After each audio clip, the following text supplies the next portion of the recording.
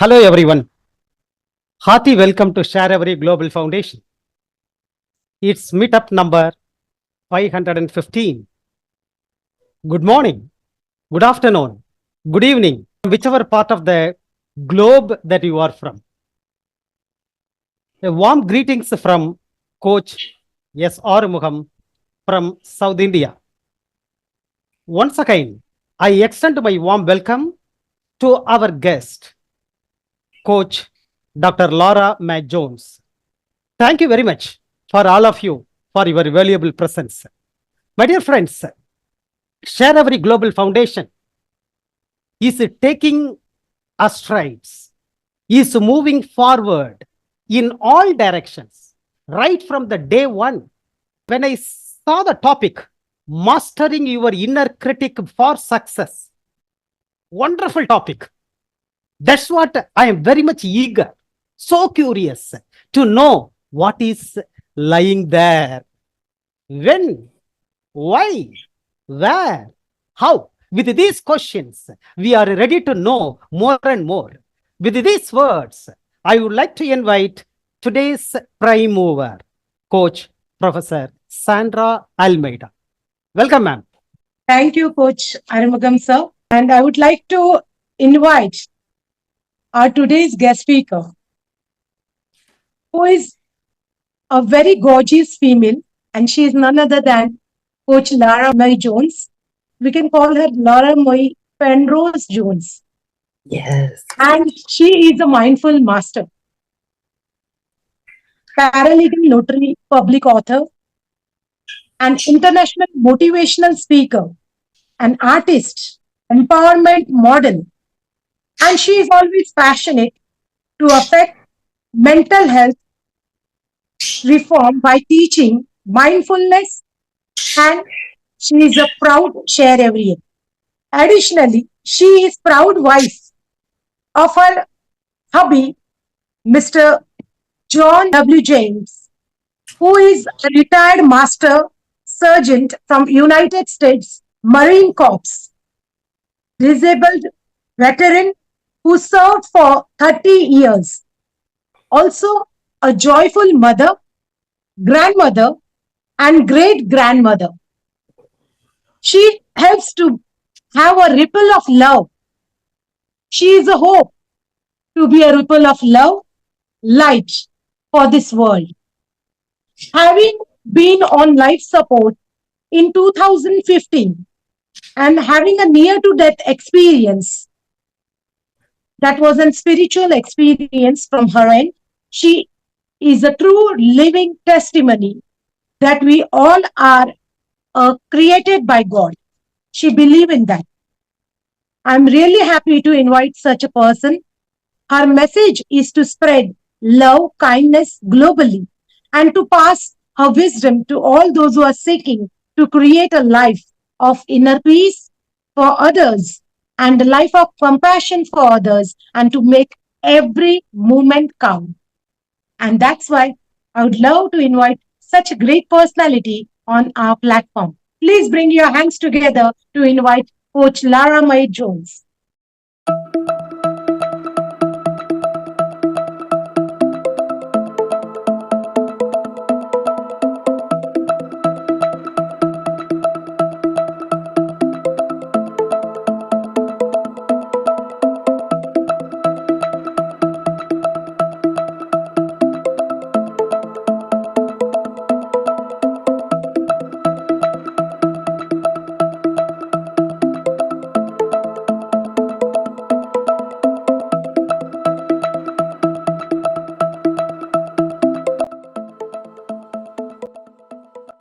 Thank you so much for such a beautiful introduction.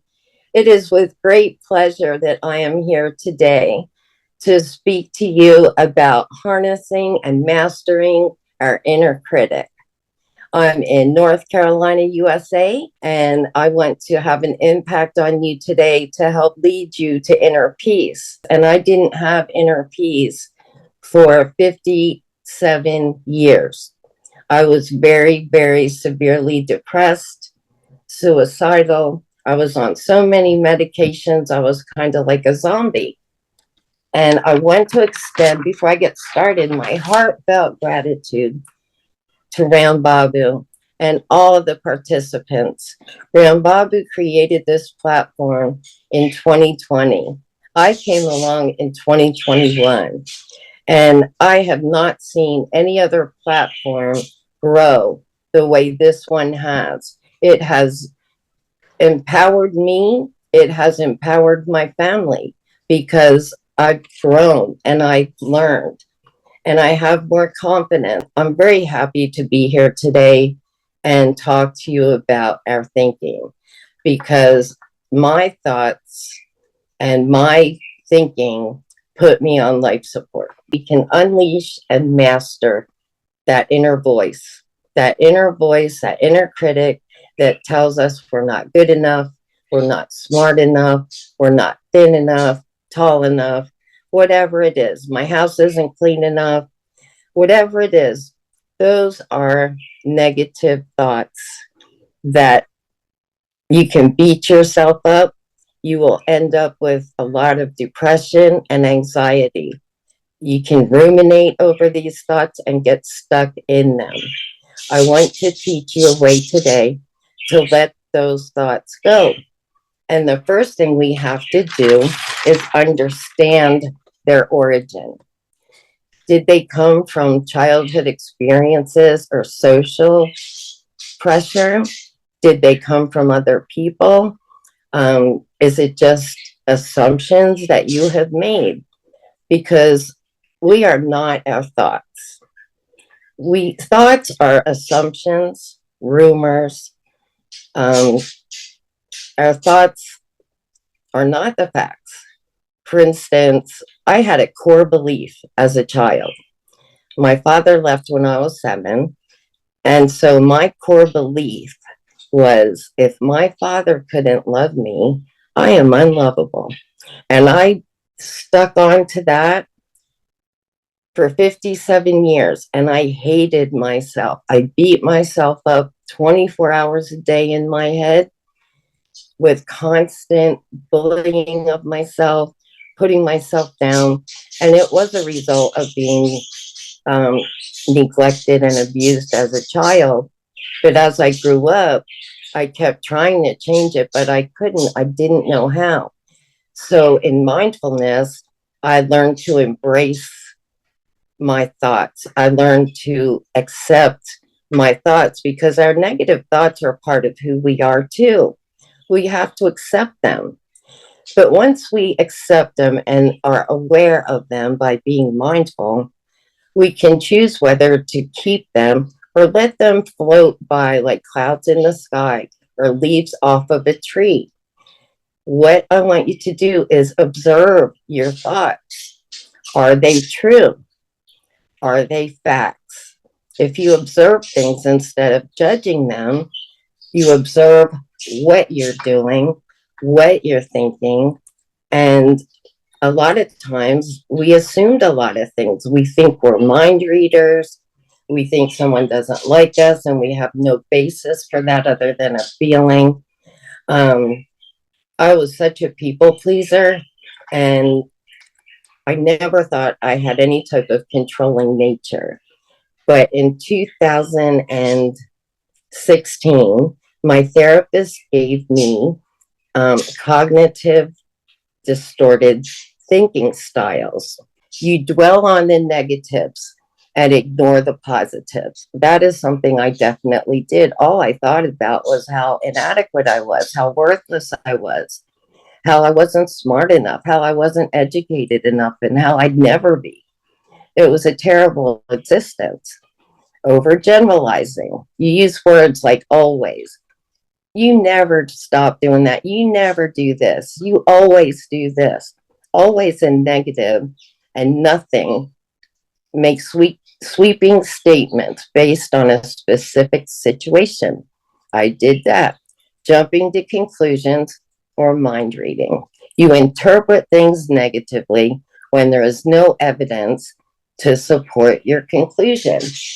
You can take one thought, a negative thought, and you can ruminate on that thought indefinitely or until an event comes up. For instance, I was married before, and when I would go to my in-laws' house, for weeks before, I would be ruminating and fearful of going because I was not accepted as much by that family, because at the time I didn't have a college degree and they looked down on me. So for weeks and weeks, I would be stressed out and panicking and taking Xanax, a tranquilizer, for a 2-hour event, a dinner. And I spent so much energy on those events that I made myself sick. And in 2018, my therapist gave me that test again after I learned mindfulness and mastered my thoughts by using a thought log. That is the nuts and bolts of transforming your mind. You put the event, you put your thought, you put your consequence and your alternate response. For instance, the event is my self-esteem. The thought is, I'm too fat. The consequences makes me feel bad. Alternate responses, I could lose a few pounds and I can make some food adjustments, pick some healthier foods, and exercise a little more, and I can achieve anything I want. I had to do that with all of my thoughts because all of my thoughts were negative. I lived in the sad and the disgust area for 57 years. I did not know what happy was like. I knew fear, I knew sad, I knew disgust. I did not experience anger until after my near-death experience, because I realized I let my siblings, my father, define who I was in my mind. And that was a worthless human being that nobody loved. And I was angry. I never dealt with anger, and feelings are powerful. I do not like the power of anger. I like the power of love. And I try to have an open heart, an open mind, and I do everything with love because you can't go wrong with love.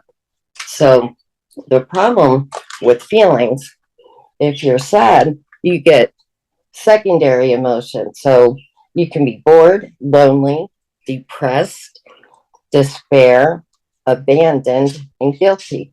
They turn into remorseful, shame, ignored, victimized, powerless, vulnerable, inferior, empty, abandoned, isolated, apathetic, and indifferent. So if you're sad, you're feeling all these feelings. And if you get stuck in them, it will hold you back. You will not be able to achieve your goals and dreams because of negative thoughts. So it took me 2 years because of how bad I was. But I monitored my thoughts. I wrote them down, restructured them into a positive thought. And now all of my negative thinking is gone. I'm still human. I do get a little anxious. I had some insecurities about speaking again, but it's so much less than it was the first time. And I know that practice makes progress. And although I'm a perfectionist, there is no such thing as perfect. And I've learned to accept my flaws and love myself with the flaws.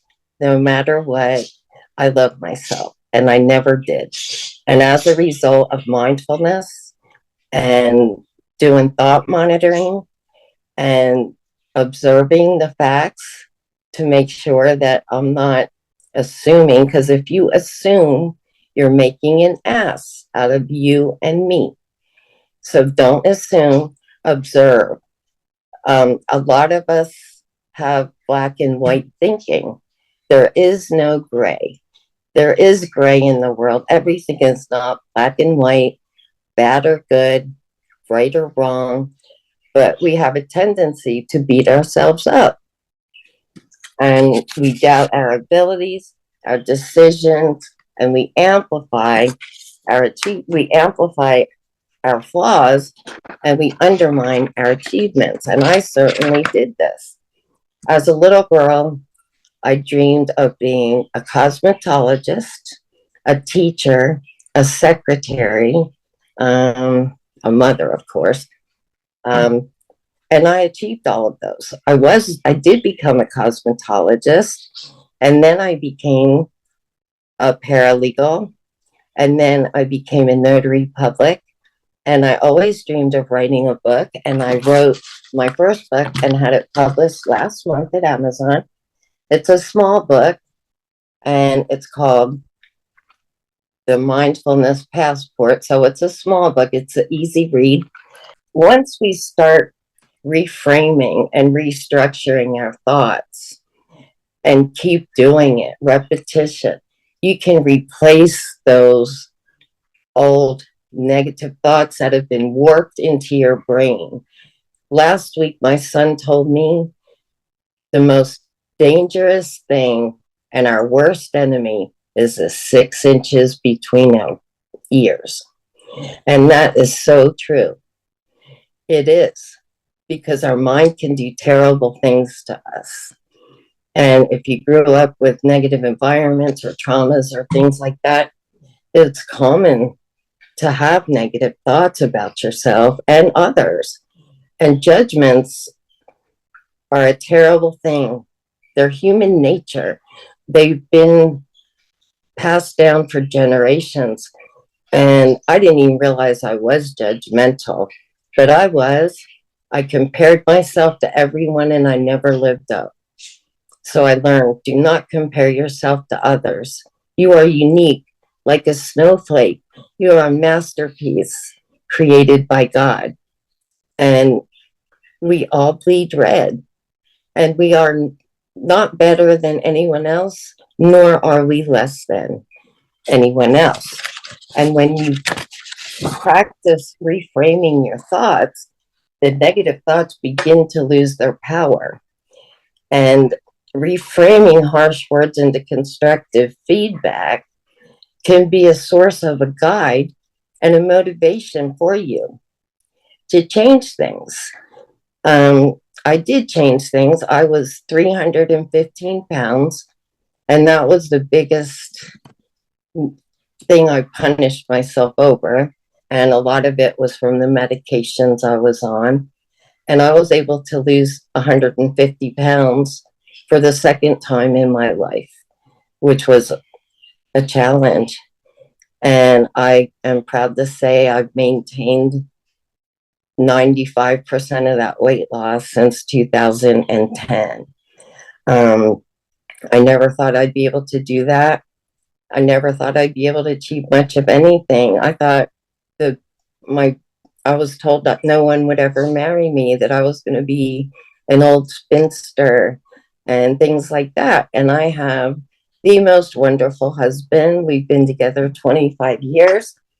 And I just wish I could go back to my childhood and tell myself all the things I've learned so that I wouldn't have suffered way over 5 decades of my life. And when you've suffered that long, they say you can't teach a dog new tricks, but you can. It's all about how much you want it. It has to be important enough for you to put in the time. It does take some time, but if just start with one major criticism that you tell yourself, and is it true? So what you need to do is think before you speak and think about your thoughts. Is your thought true? Is it helpful? Is it inspiring? Is it necessary? And is it kind? So often we do not think like this. We think negative thoughts.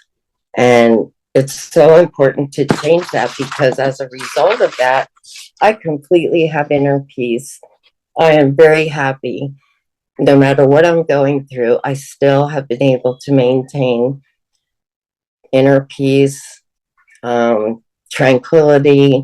Things get hectic, as most of you probably know. My husband has stage 4 liver and stage 4 pancreatic cancer. He was given 5 months to live in December, and he's still here and he's doing well. I believe it's from the power of prayer globally that we've received from sharEveri and other people I've connected with globally. And I believe in the power of prayer. I've always walked by faith and not by sight, because what we see is not always true. What we see or what we hear from other people is not always true. And back to judgments, judgments are poison. If you are judging someone in a negative way, you are filling yourself with poison. You become toxic to yourself.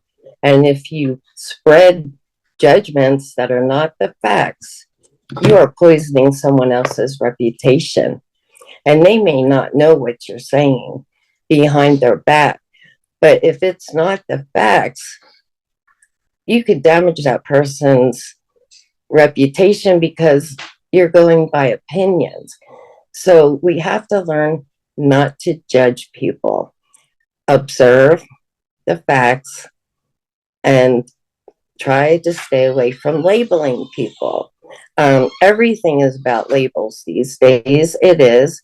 Mental health, I was labeled depressed, major recurrent depression, bipolar, all kinds of stuff. They keep changing the labels. And then you take that stigma and you think you're broken, you're faulty, you're damaged. And that is not the case. I don't know anyone who hasn't struggled at one time or another with feelings of worthlessness, not being good enough, or depression, which leads to anxiety because you're constantly stressing yourself out. And it's kind of like if you complain to other people, it's kind of like going to the bathroom in their pool. Don't pee in other people's pools because you're filling them with toxic, and then they may not want to be around you. I lost all of my relationships.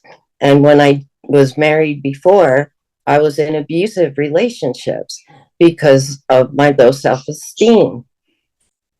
That doesn't happen anymore. I have grown to the point where I learned to set boundaries because I had no boundaries. I felt so worthless. I just wanted to please everybody so I would be loved and accepted. Well, now I love and respect myself. And I have come to a place where I won't let people in my life. I keep my circle small. I am with like-minded people who want to live a positive life, even against the grain, against the odds, against the hard things, because they're just part of life. And I've learned to be strong and stand firm in the Word of God. And that is my go-to. I connect with my higher self and God every day, all day. I do take time in nature to really connect with God. And I call them downloads. My son and I call them downloads. When you're quiet in the stillness and you listen, God will talk to you. You will receive clarity on what is troubling you or what you're happy about. You will receive those feelings. You will receive clarity. I do. And I love connecting in nature. It is so important to all of us to nurture our souls because the world is a painful place. You're going to get hurt. You're going to be around people who are not so kind and people with really negative judgments that will spread rumors about you. You just hold your head high and keep smiling because God knows. God knows you. He knows your thoughts before you even think them. And He knows what your needs are. And He does provide. Even if it's in the midnight hour, He has come through for me. And He'll come through for you too. I'm sure He has. I want to share one thing with you. It's a little poem I wrote about unleashing your inner critic. Okay, it's not that long. Unleash your inner critic. a task not easy to do. As you know, that inner critic can get to the best of you. Just pause and be mindful and let those thoughts float by. We can replace that awful jargon with loving kindness from our divine. We are our own silent observer. Stand back and watch them go. Because without that inner critic, our heart and soul still grow. Each one of us can do this. It's easy if you try. Resilience is the key, a better you for all eternity. So let's rise out of those ashes like the phoenix in the sun. Come fly away with me. We've only just begun. And I thank you for your attention. I thank you all for being here. I'm so proud to be a sharEverian. Ram Babu's dedication and passion for each of us and the world and the youth has fueled me to reach my higher self, and I'm going to keep going. I'm probably the oldest sharEverian. He does from age 6 to 66. And I'm proud, so proud to be a sharEverian. Your vision is our mission. So thank you very much. And now I'll turn it back over to you.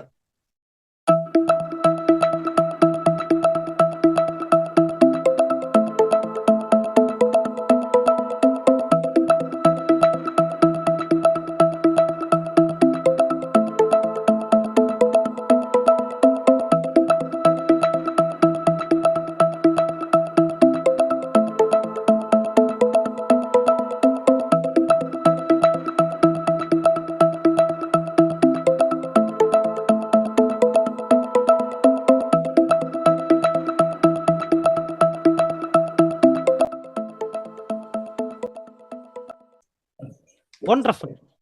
The session is fully packed, full of information. We have learned a lot. Thank you very much, Dr. Lara. Now, let me invite today's reviewer, Coach Sangeeta Jagdish ma'am. Please, the floor is yours. You are free to review as you wish. Good evening to sharEverians. Dr.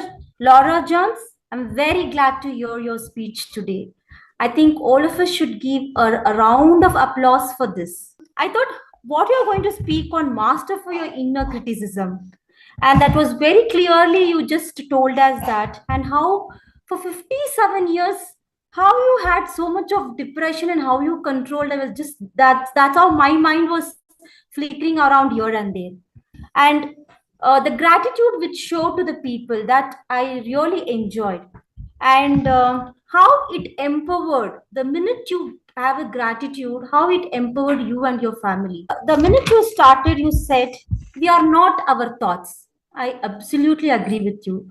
Like, as you said, we always, whenever, whichever platform or wherever we speak, we will not worry about us. We always worry about others, what others will think about me. I think they are not our thoughts. And you spoke about the core belief, and you told us, embrace, accept your thought. The minute you accept whether it's a positive or it is negative, you will not judge them. I think it is, you will become a non-judgmental. You spoke about 2016, the cognitive thinking styles like mental filtering, overgeneralizing, and jumping to conclusion, and you give many examples. And as a newly married couple, what were your trust? You just, you just explained to us in a very simple manner where all the lovely married women can understand and correlate with you.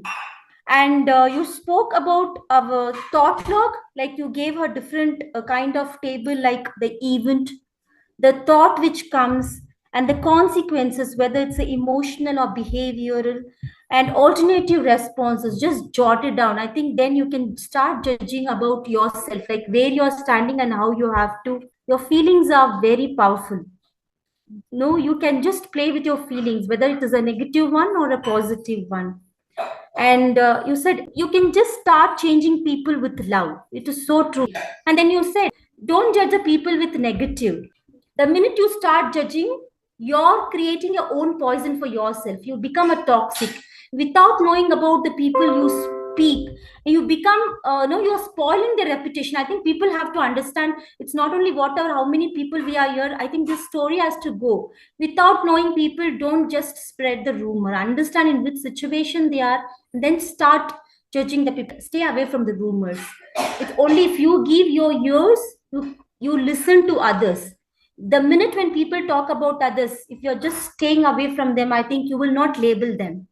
Today you have to see the person as they are. Today I'm speaking means you have to just see me as a speaker. Okay, today Sangeeta is a speaker, that's all. We cannot label her, she's like this, she was like that. No, on that day particularly, might be we don't know what is her situation, so they would have reacted in that way. But don't start labeling, just seeing the people, just observe them and just see what the boundaries you set. It is not only you created a boundary for yourself, you already set a boundary for ourselves. Set a boundary. Then the last one, be with the like-minded people. Like how we are all with the like-minded people. Like-minded people attracts the poles. Though we are in a different pole, if you're having a like-minded people, you start attracting. It connects with your thoughts, and my thoughts the same. So like we are all staying here as a speaker. We all want to be a good speaker. So I think we are all with like-minded people, as Dr. Laura John said. So you had a good opening, like you started with your own story, and you had a body, and you concluded with a poem. It had a very good connectivity, and you said when you're with yourself, listen. Being with yourself, always our body, our mind and conscious, if it comes in one single line, I think then we will understand what other people are doing. We will be away from all this labeling people who spread rumors on others. You will be very mindful in what you're talking about others. Laura Johns, ma'am, you're a lively example for everybody, like what we have to be. And if you are depressed, how to come out also, you have given us a very good conclusion part.